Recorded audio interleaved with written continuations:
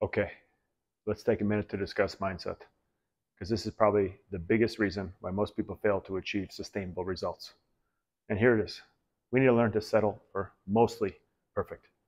I can't tell you how many times I've heard this story, how many times I've seen it with my own eyes, how this might be your story. Someone adopts a nutrition program, an exercise program. They follow it religiously for a period of weeks or months. Maybe they see some really good results. They lose 10, 15 pounds.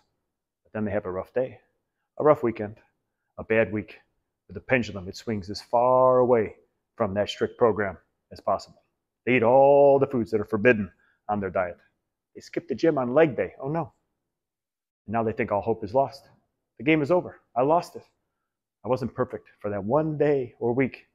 So I might as well just surrender the fight and go back to eating whatever the hell I want. After work, instead of going to the gym, I'll grab a beer, maybe 12. I was on the winning team for those few weeks, those months, but now I slipped up once.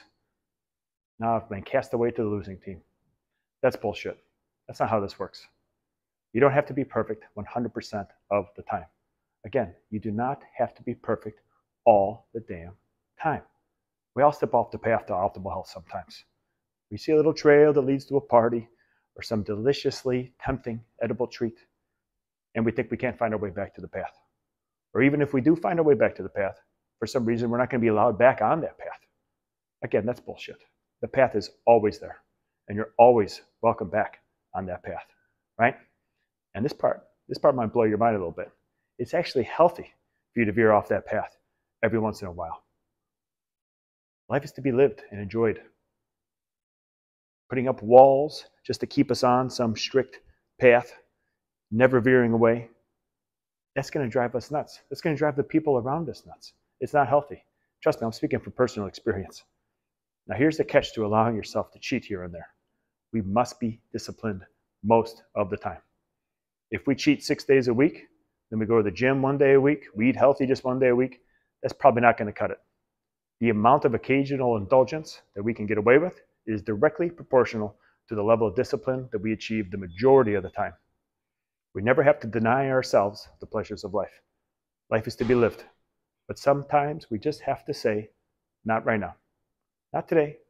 Maybe on Saturday we could do that thing. We could have that treat. So in closing, cut yourself some slack. This isn't an all or nothing game. This is a most of the time we make the right healthy choices game. And then some of the time we surrender to our animal instincts. But then we go right back to our well thought out program. Now, if you're unsure of what a well thought out program should look like, don't worry. Help is on the way. Stay tuned. Comprehensive programs are in the works.